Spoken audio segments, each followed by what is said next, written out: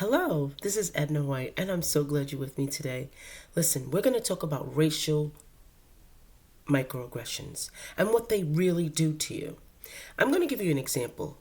I am working currently at a position that I had to create, and I know this sounds familiar to some of us black women. I had to create, and although I'm in leadership, I'm not really in leadership.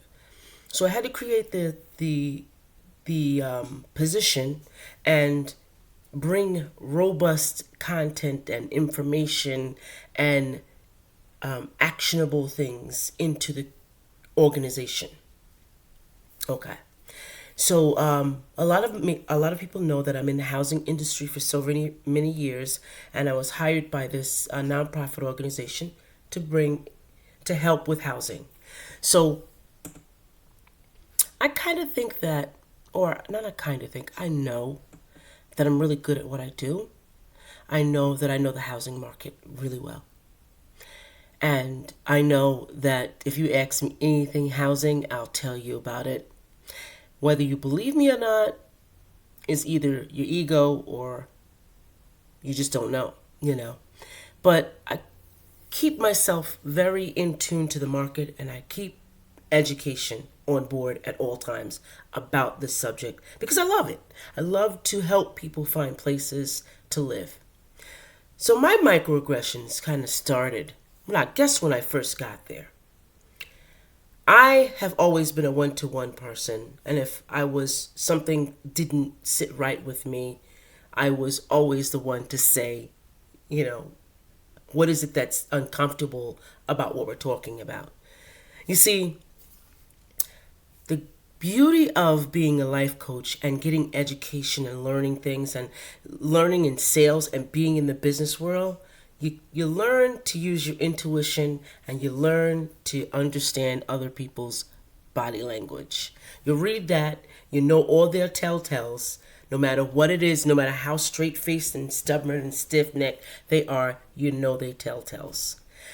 When you're real and you can honestly say, like, I'm very animated with my face, you can actually say you get a feel for me. So let me get back to the microaggressions. So the microaggressions started probably when I was first hired because I told a truth that I was lost, and the person interviewing me gave me a face. But when you're in front of someone, you can always address that, right? You can always say, what's the problem? So I said, you don't understand, you don't believe what I'm saying to you? Okay, it's not even necessary for me to be interviewed. I'm not a child, and you're not going to do those faces to me. So we either talk about it as adults or we don't. That was that should have been my first sign. And then there was other signs of passive aggressiveness, the faces when I spoke, and it got worse and worse, but more stronger and more annoying after the pandemic. Because you got to remember, we went through the pandemic, right? On Zoom. If you were working or you're on Zoom. If you weren't a essential worker, which we're going to talk about one day, the black experience of the pandemic, being an essential worker, we're really going to talk about that. So you make sure you watch as we go along. Make sure you watch for that video. But anyway, here we go. So the microaggressions seem to get harder and harder. Now, women, black women especially, if you say to me, or women of color, if you say to me, oh, I could take the stare and the look from the best of them. Let me tell you something. No, you can't. Because you're not on one-on-one. When you're getting them everywhere and you see them and you're sitting up there on a screen, on a Zoom screen, sort of like the Brady Bunch, and you see everybody's faces doing all this when you're speaking, and there's silence after you speak, and then there's the look, oh, she's just angry and emotional. I even was told that I was emotional one time. In a business meeting? Anyway, those type of microaggressions, those type of things to stereotypically say and provide looks and angst and and offensiveness. It's and even backhanded jokes, I would say, or not jokes, compliments. There you go, back-ended compliments, like almost to say, "Oh, you're strong as a tree." Now, what does that got to do? How do you know how strong a tree is? But what does that got to do with complimenting me as a person? Instead of saying, I don't know what to say, just don't say nothing. And we've seen this over the last few months. We've seen back-ended compliments to women of color who are prominent. We've seen that. But it seems to be different when you're working because, number one, women of color, that's one thing that they have to jump through. Being a woman is two, right? So we always have to jump through these societal norms, which there's no such as it is. It's just societal norms to us. So we have to readjust how we are. We have to readdress how we wear our hair. We have to readdress how we act. We have to readdress how we speak. We have to readdress how we're emotional. We have to do all these readdressings when, if it comes from a male, it's supervision, it's management. If it comes from a woman, she's a bitch. If it comes from a black woman, she's an angry black woman. So, you see what I'm saying? Okay, so I want you to understand the racial microaggressions and its effects on mental health. The other day I read something from Pfizer, and they had this whole, I guess I want to say the whole study, and I really thought it was very interesting that they did this to find out, on top of all the racism that is going on and happening in the community, generation after generation, and us still feeling that experience, I find it very telling about why there's microaggressions and why there's so much anxiety and so many people leaving their jobs in anger, in that's it, got in the mood. This type of this microaggression is insidious. It's racial discrimination that affects your mental health and it eventually affects your body. Microaggressions every day. Now, I just told you that I was in meetings. Think about this, and I know some of the women of color have had meetings. Consider having a meeting 3 or 4 times a day, and insults and derogatory messages and unintentional faces, let's just say. When you talk, they're looking away, or they're going to get on their phone, something like that. And it's always toward minorities or people of color. Even though it's maybe from people who are well-intentioned, who believe what they're doing or saying is not offensive, it's still an experience that we go through, whether it be based on the, whatever it is, it's still offensive.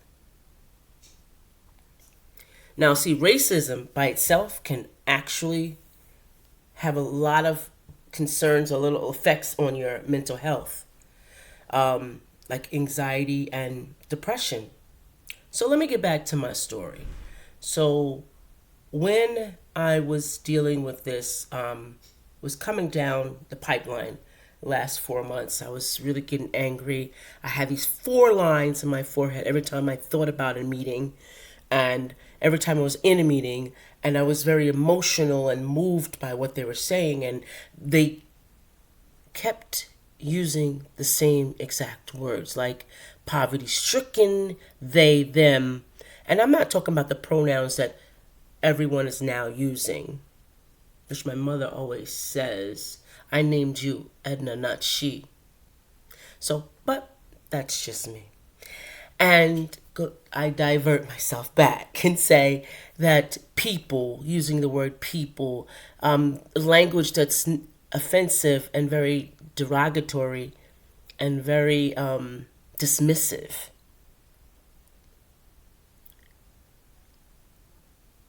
Women of color notice those words. And it's devastating to a person's mental health to hear that when you're serving a community that someone in your community, in that community, is from, and you're using derogatory language, and you can't even say the word black or Puerto Rican or Hispanic. You can't even say it, right? And I always say, you have to learn to say the word black because that's what we're dealing with. Because, listen, black is in a crayon box. Colors, if you can't even bring yourself to bring that out without feeling angst, there's something that you need to deal with. People who are not people of color. So I'm saying white people, when you're saying you can't even bring yourself to say black, and you gotta make an acronym so you don't say it, it's a problem. You gotta address that. Going back to the anxiety. Okay. So racism brings on anxiety. And even when there's a range of incidents that are maybe minor to people of color, women of color, it is an everyday feeling, right? An everyday walking out your front door saying, okay, who is going to be attacking me because, or saying things to me, or when I go shopping, are they going to look and see if I'm putting things in my bag, having somebody follow me because I'm black? White people don't have that problem. They don't have that problem. Or they don't worry about their children no matter what age they are. Every day. They don't, is a cop going to kill my child today? White people are not thinking that. So I'm going to just go back to the microaggressions. So I'm building a picture around what we have to deal with on a daily basis, right? Those microaggressions build upon that. So there are 3 forms of microaggressions. There are micro assaults. These are conscious, they're deliberate, explicit racist attacks, both verbal and nonverbal. They're meant to denigrate or hurt the victim, name calling, using racial slurs, avoiding and or discouraging interracial interactions, and displaying things like, maybe a swastika. Or that's just one of the micro assaults, right? The experiences of what's going on with the Supreme Court hearings, how the Republicans are really micro assaulting the new judge, asking her questions that are like totally have nothing to do with her position. Those are attacks, micro assaults. Dealing with that is heavy. Now, dealing with that in full swing, you need to have mental health help. You need to see a psychiatrist and unpack that stuff. You do. Then there's these micro insults where often it's unconscious and more subtle. A micro insult demeans and belittles the victim with racial slights like the inconspicuous these people, where you insult a major race or a person of color. Now, if you're having a conversation with me about your clients and our clients that we both work for, and you say these people, that's insulting not only to the individuals that you represent, but being that I'm part of that race, that and the of color with them, you insult me. So I'll give you a perfect example. For example, I'm walking in the store. I'm mistaken for someone who works at the store. Or a woman clutching her purse when walking past another person of color. Or just the fact that if you have wear clothing that society associates to being a criminal, guess what? They'll say you're a criminal. Micro insults. Those compound.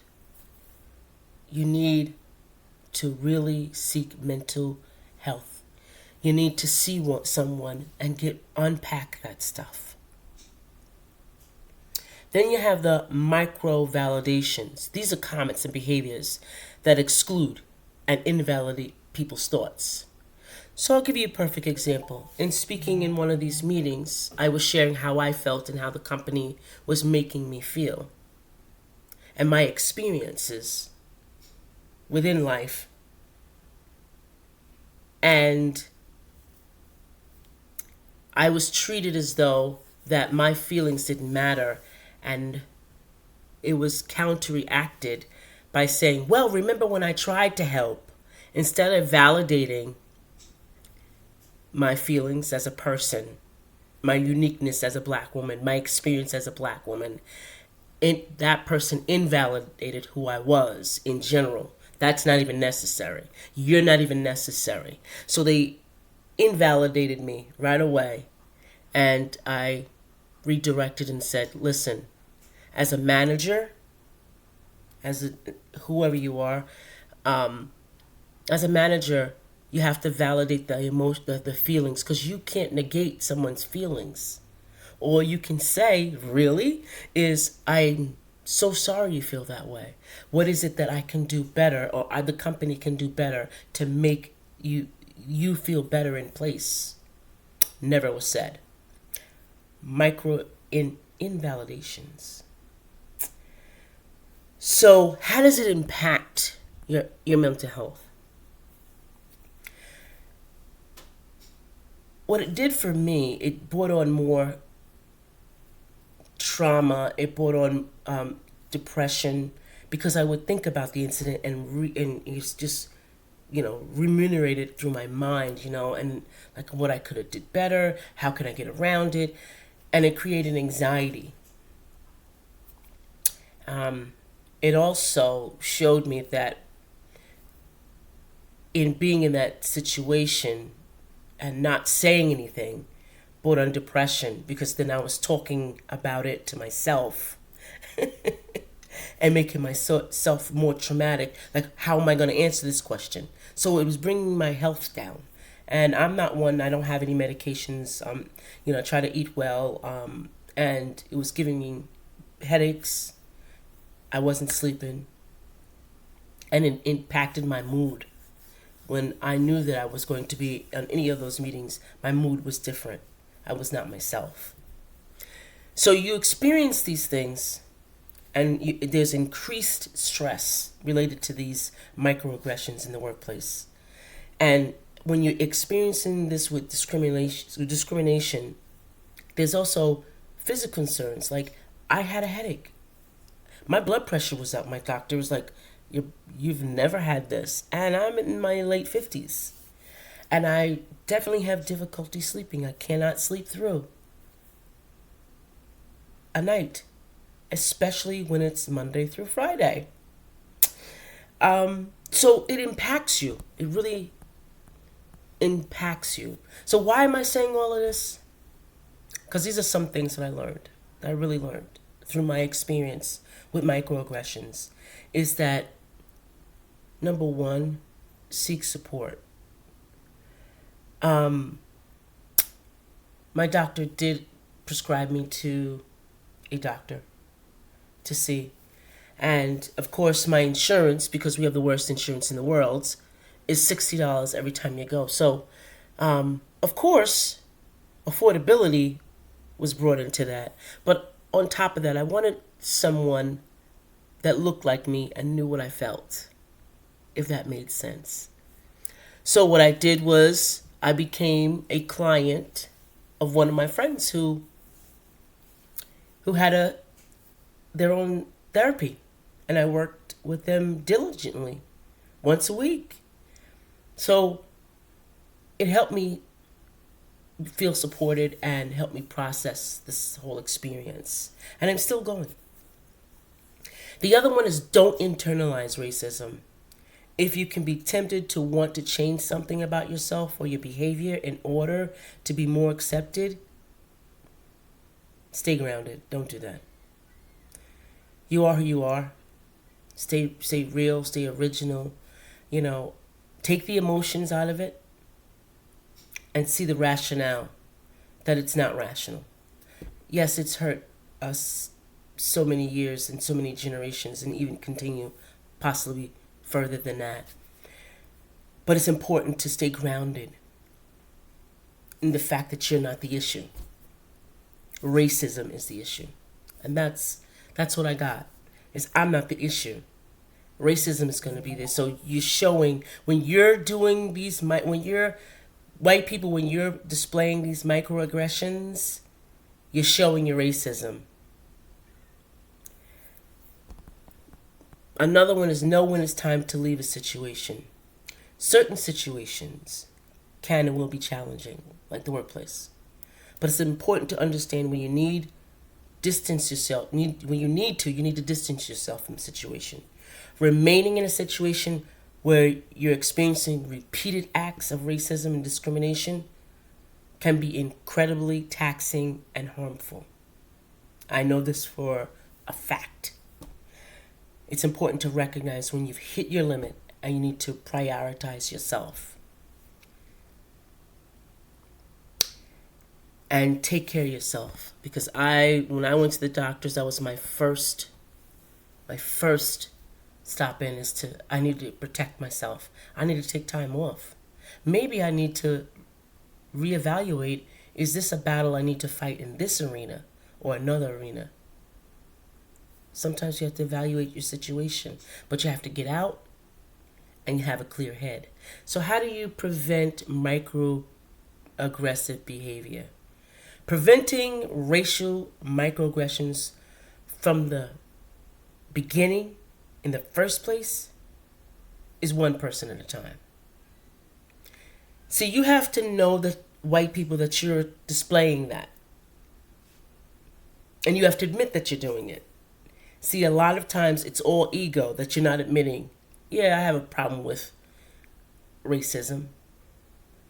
I have these biases that my parents passed out to me, and probably the community I live in is telling me. Yeah, I'm responding to that.